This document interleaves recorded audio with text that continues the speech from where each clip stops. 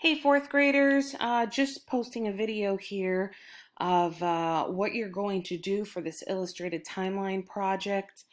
This is my first time using this application, trying to give it a go, so please be patient with me. I'll appreciate that. You've been given 2 days to work on completing this worksheet. I know it's been annoying, and tedious to try to get the access to this worksheet. It's definitely not required for you to print it. The idea is that you are using this as a guide so you can write down notes about each important event in your notebook. So as you see there, it's First Continental Congress, the Townshend Acts, Battles of Lexington Concord, the Intolerable Act, Stamp Act, the French and Indian War, the Quartering Act, Tea Act, Boston Tea Party, Sugar Act, Boston Massacre, and the Proclamation of 1763. Some of these are events that are not mentioned in your book, but something we have referenced in class in discussions, with the exception of the Proclamation of 1763.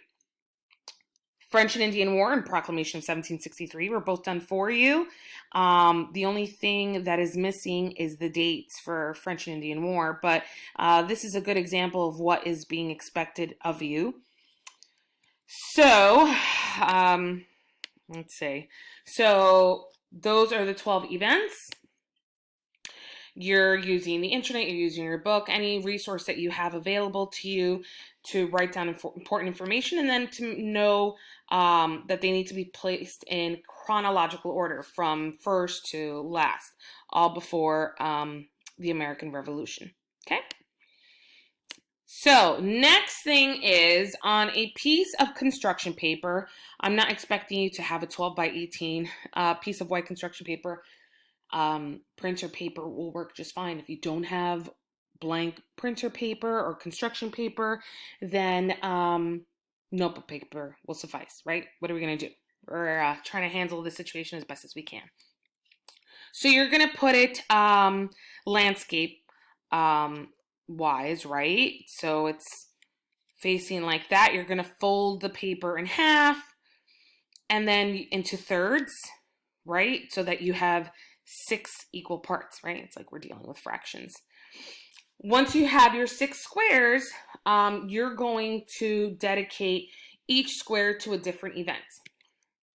So, for example, the first one's going to be the French and Indian War, 1756 to 1763, and then you will illustrate the French and Indian War as best as you can with symbols or some type of illustrations to represent that. Following Proclamation of 1763. Then number 3 would be the following event, again in chronological order. Then number 4, 5, 6. Wait a minute, Ms. Velasco, there's 12 events. Aha! So events 7 through 12 will go on the back. Okay, so you'll be using both sides.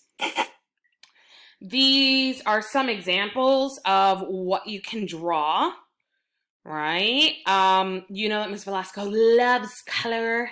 A lot of arts integration. Do not use Sharpies, do not use markers. They bleed. And if you're doing this on a simple piece of printer paper, it's definitely going to show on the other side, and then it'll be a mess and you'll have to do it over again, so it's not worth it. Stick to crayons and colored pencils. Let's see here. So this is an example of what it might look like, right? All nice and fabulous. Okay. And I don't know why I put that there, but this is the rubric that you will be graded for. It's mainly having that sheet with all the notes and information regarding each event, making sure that they're all in the order that they happened, that each event is illustrated to your best artistic ability possible, and that your project is creative, neat, colorful, and easy to read, and obviously handed in on time as well. So this is that, and we'll be working on Friday and Monday on your illustrated timeline. Okay?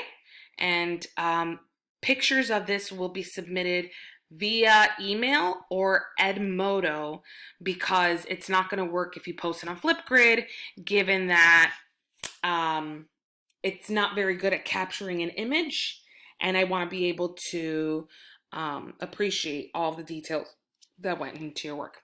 Okay? As you know, if you have any questions, by all means, um, please ask away. Okay? Again, this is a rubric and some project samples. And that is it. Thank you.